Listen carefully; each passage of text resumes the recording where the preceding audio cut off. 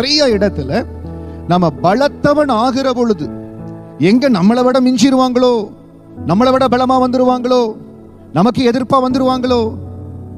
அபிமெலேக்கு சொல்லுகிறான், நீங்க பலத்தவன் ஆயிட்டீங்க, எங்களை விட்டு போய்விடு.